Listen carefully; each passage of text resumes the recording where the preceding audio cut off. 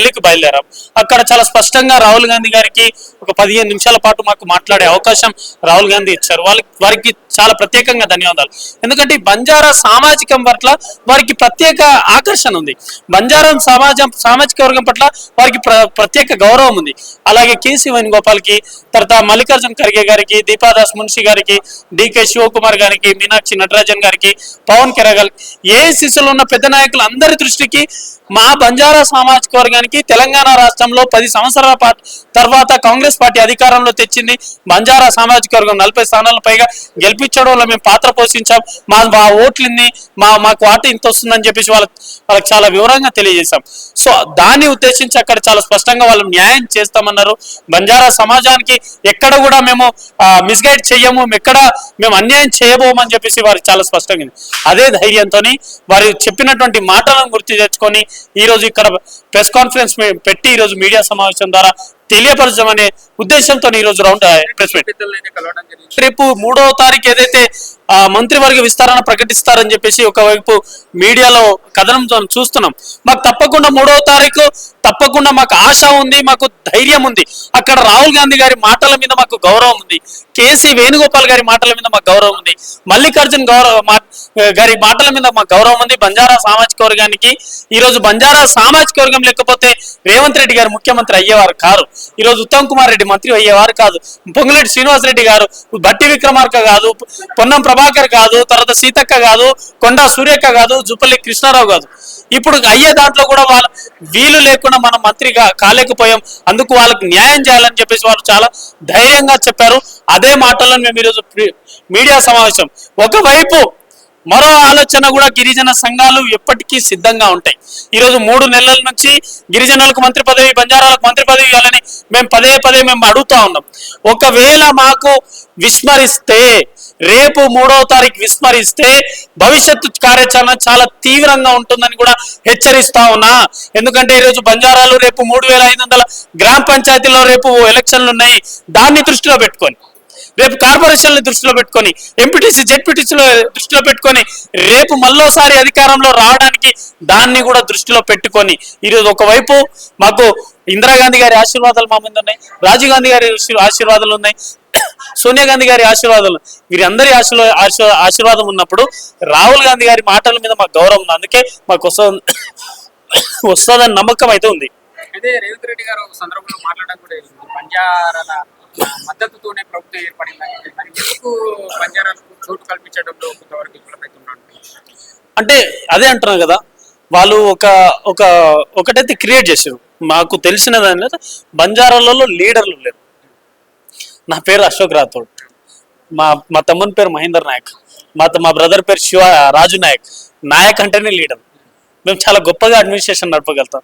ఒక్కరోజు రేవంత్ రెడ్డి గారిని పక్క జర్మనీ ఆనకంటే గొప్పగా సీఎం కుర్చీలో కూర్చొని అదే సీఎం హోదాను ఆనకంటే గొప్పగా ప్రజలు మెచ్చుకునేలాగా ప్రజాపాలన అంటే ఇది అనే చూపించగల ధైర్యం, సామర్థ్యత, చదువుకున్నటువంటి మేధావులు, డాక్టర్లు, ఇంజనీర్లు, ప్రజలతోడే ఉండి ఈరోజు గెలిచినటువంటి సీనియర్ నాయకులు మా దగ్గర ఉన్నారు. ఒక్కసారి అవకాశం ఏమని చెప్పండి. ఎందుకంటే 1980 నుండి ఏ క్యాబినెట్ అయినా ఏ బంజారా సామాజిక వర్గం లేకుండా క్యాబినెట్ లేదు. అంటే వాళ్ళు నాయకులు కాదా? వాళ్ళు నడపలేదా? వాళ్ళు ఎక్కడన్నా కరప్షన్ చేసిరా? వాళ్ళకి ఏమైనా లైన్ తెల్లరా మంత్రివర్గంలో ఎట్లా నడపాలనేది? ఎందుకు ఈరోజు ఎమ్మెల్యేలుగా ఉన్నారు కదా. ఈరోజు ఒక్కొక్క నియోజకవర్గానికి 3 లక్షల మంది ప్రతినిధిగా మా ఎమ్మెల్యేలు ఉన్నారు కదా. మరి అంత గొప్పగా మేము నడిపించగలం. ఇప్పుడు ఐఏఎస్ ఉన్నారు, అద్భుతంగా నడిపిస్తున్నాం కదా. ఐపీఎస్లు ఉన్నాము, చీఫ్ సెక్రటరీలు ఉన్నాము, ఈరోజు సెక్రటరీలు ఉన్నాము కదా. బంజారాలే కదా, నాయకులే కదా, నాయకే కదా, లీడరే కదా. మరి ఎందుకండి లీడర్ అనేది లోపం మాకు చూపిస్తున్నారు. కాబట్టి ఈరోజు ముఖ్యమంత్రి రేవంత్ రెడ్డి గారు కూడా కొడంగల్లో పోయినసారి బంజారాలు ఓడిపిస్తే మల్కాజ్గిరిలో వచ్చి గెలిచింది. ఎందుకంటే మల్కాజ్గిరిలో బంజారాలు లేరు కాబట్టి గెలిపించారు. మళ్ళీ తిరిగి కొడంగల్కే పోయింది కదా, ఆశీర్వదించారు. అవకాశం ఇస్తారు. అవకాశం ఇచ్చినప్పుడు గౌరవించి మమ్మల్ని ఆస్వాదిస్తే మంచిది. మళ్ళీ దాన్ని ఎట్లా సమాధానం చెప్పాలో బంజారా నాయకులకు చాలా స్పష్టంగా తెలుసు.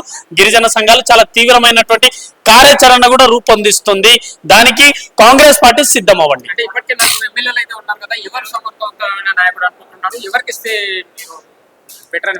అట్లే నేనేమంటున్నా అంటే మా మహిబాద్ ఎమ్మెల్యే ఉన్నారు, డాక్టరు, చదువుకున్నటువంటి మేధావి, ఆరోగ్య శాఖ ఇవ్వండి చాలా బ్రహ్మాండంగా నడపగలుగుతాడు. మా డోర్నకల్ రామచంద్ర నాయక్ ఉన్న డాక్టరు, ఆయనకు ఆరోగ్య శాఖ ఇవ్వండి ఇంకా బ్రహ్మాండంగా నడపగలుగుతాడు. మా వైరా ఎమ్మెల్యే రామదాస్ నాయక్ ఉన్నారు, ఆయన గిరిజన సంఘాలలో పనిచేసి ప్రజల నాడి తెలిసినటువంటి నాయకుడు, ఆయనకు ఒక మంత్రి పదవి ఇవ్వండి చాలా అద్భుతంగా నడపగలుగుతాడు. మా బాలనాయక్ గారు ఉన్నారు, హోమ్ మినిస్టర్ కేటాయించండి, ఈరోజు అసెంబ్లీ నడపగలుగుతాడుగా, బ్రహ్మాండంగా అసెంబ్లీ నడుపుకుతుండు కదా.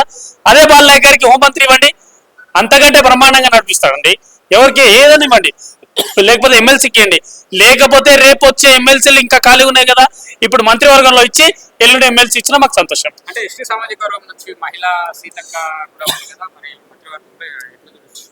మహిళ అంటే మీరు ఈ క్వశ్చన్ తప్పండి. నేనేమంటున్నా అంటే గిరిజన మహిళ సీతక్క, మా రిజర్వేషన్ ఎంత? 12% మా రిజర్వేషన్. మాకు రావాల్సిన వాట ఎంత? రాహుల్ గాంధీ గారికి చెప్తున్న మాటలు ఎన్ని? ఎవరి వాట, ఎవరి జనాభా ఎంత ఉంటే వారికి అంత వాట రావాలి. ఇదే క్వశ్చన్ మీరు రెడ్ల సామాజిక వర్గం, వెల్మ సామాజిక వర్గానికి అక్కడ అడగాలి. ఇది మమ్మల్ని అడగడం కాదండి. వాళ్ళు 11 మంత్రి పదవులు ఉంటే 5-6 మంది వాళ్ళే ఉంటారు. వాళ్ళ జనం ఏంటంటే 1%, 2%. 10% ఉన్న వాళ్ళకి ఎన్ని రావాలండి?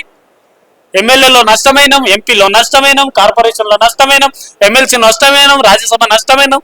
అన్ని నష్టాలు మేమే అనుభవించి ఓట్లు మమ్మల్ని అడిగితే మాకు మంత్రి పదవి ఇవ్వకపోతే మా భవిష్యత్తు కార్యాచరణ ఏ విధంగా ఉంటుంది?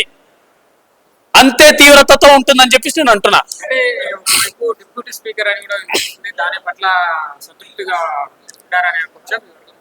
మాకు వద్దండి డిప్యూటీ స్పీకర్. దేనికి? అసెంబ్లీ నడపడానికి చాలా మంది ఉన్నారు. అసెంబ్లీ వ్యవహారాలు కాదండి. మా సామాజిక వర్గం 10 సంవత్సరాల నుంచి వెనుకబడేది, అభివృద్ధి లేదు, తండాలు అట్లనే ఉన్నాయి, గ్రామ పంచాయతీతో వాటర్ లేవు, కనీసం ఎలక్ట్రిసిటీ లేదు. మాకు ఇప్పుడు మంత్రివర్గంలో అవకాశం ఇస్తే మా తండాలు బాగుపడడానికి మాకు అవకాశం వస్తుంది. అసెంబ్లీ వివరాలు ఇస్తే అసెంబ్లీ నడిపేటప్పుడు ఈ సిట్ అంటే సిట్టు, ఉట్ అంటే ఉట్టు, మాట్లాడమంటే మాట్లాడు. మాకు వద్దండి దయచేసి. మాకు స్పీకర్గా, డిప్యూటీ స్పీకర్గా వద్దు. మాకు మంత్రివర్గం వచ్చే వరకు మా పోరాటం ఇదే విధంగా కొనసాగుతుంది.